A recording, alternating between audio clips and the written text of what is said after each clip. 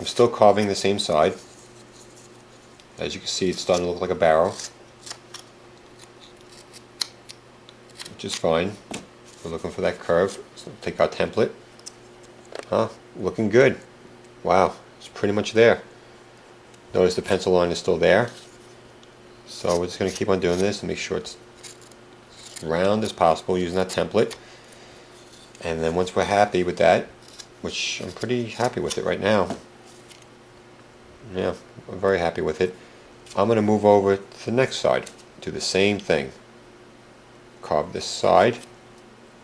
When I'm happy with that, move over here, do this side. And then last but not least, do this side.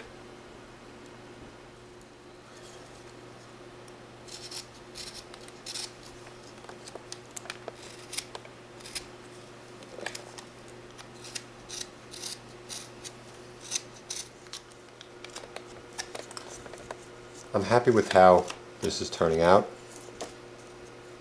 I did all four sides, took my template, and the curvature is nice and round. See how I noticed how I left the pencil marks?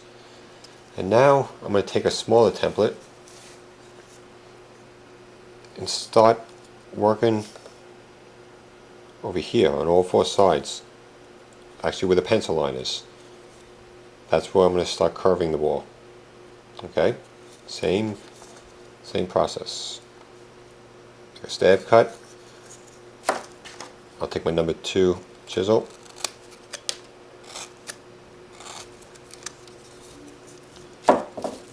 Stab cut.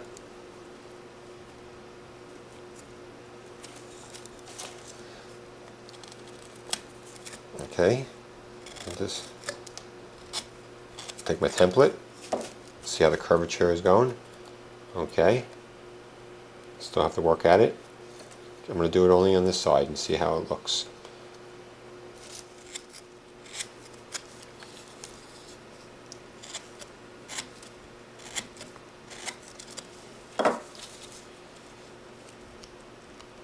Looking good.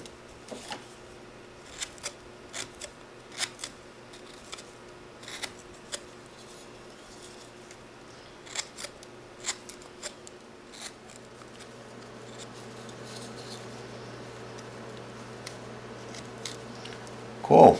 I think I got the ball free in the box. I did. And now I can actually start to rotate it. Let's see if I can get the rotate. There we go. I can rotate it and start nibbling away using my template, looking for any kind of imperfections and work on those areas, with my carving knife. Okay, so there's an imperfection right there.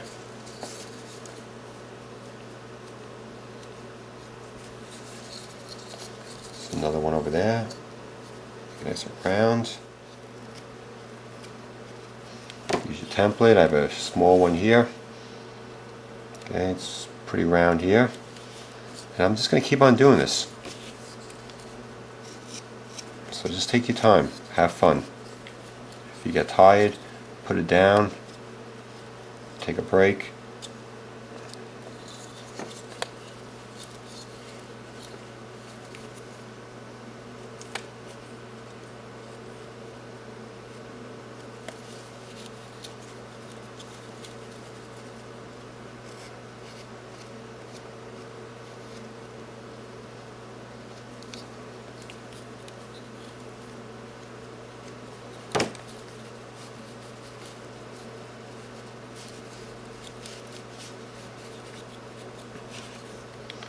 This is where the ball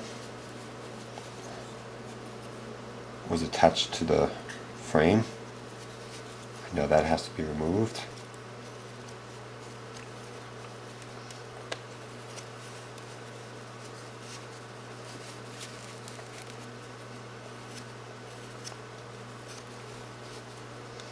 If you feel your knife is getting dull, go back to the leather strap.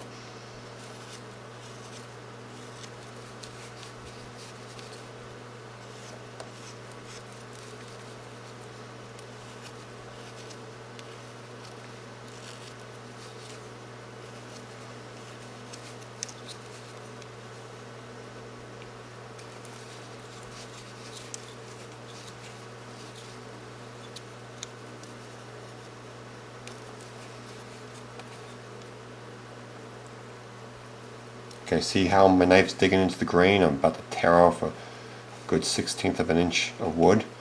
So I gotta turn the block, I gotta turn the ball, I'm sorry, I keep on saying block. Gotta turn it around and go the other direction. There we go.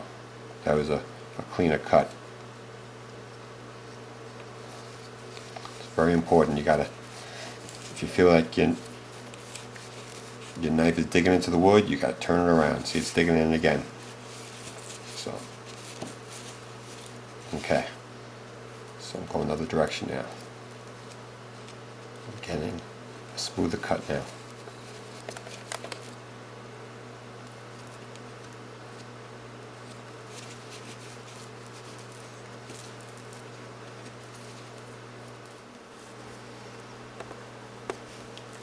Okay, I'm really happy with how this came out.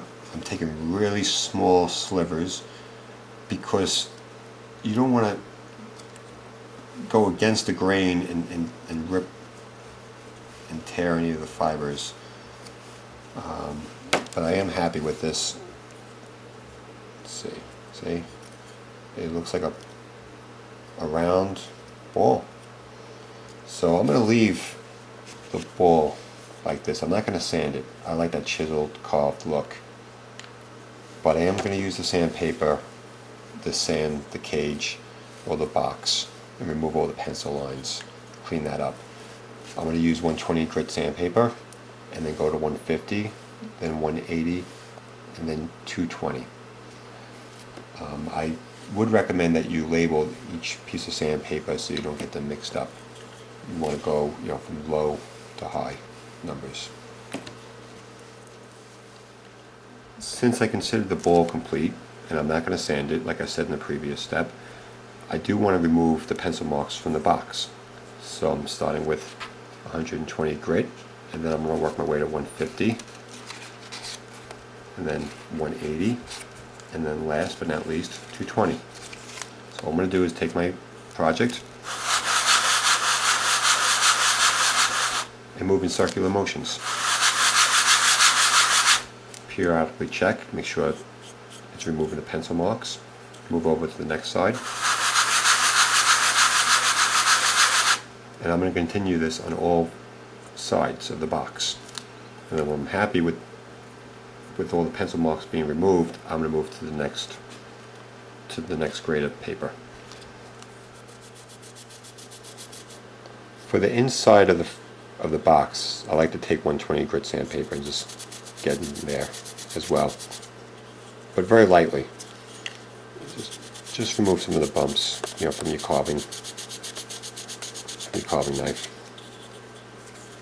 Take a step back, look at it, make sure you like it. You can even use your sandpaper and maybe round over the edges a little bit. It's up to you on how you want to finish the product.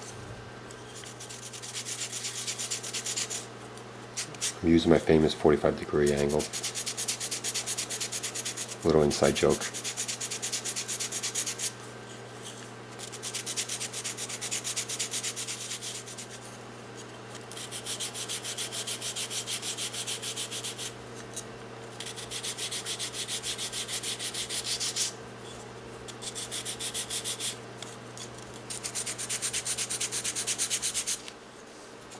Before I consider a project complete, I always saw my work.